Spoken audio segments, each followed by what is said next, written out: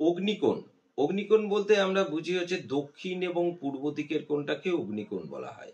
এবং অগ্নি মানে হচ্ছে তেজ। তেজ আমাদের রান্নাঘরটা যদি এই অগ্নিকোণে রাখা যায় তাহলে আমাদের রান্নাও যেরকম সুস্বাদু হবে এবং আমাদের শারীরিক পুষ্টি বৃদ্ধি হবে।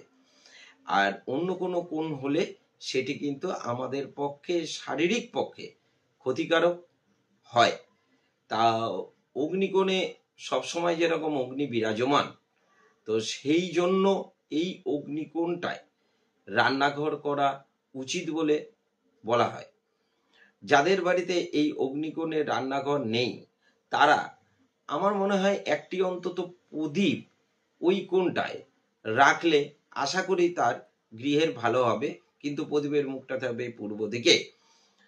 এবং রান্না ঘর যদি অগ্নিকোণে হয় খুবই ভালো এবং সেই বাড়ির শারীরিক সুস্থতা বৃদ্ধি হয়।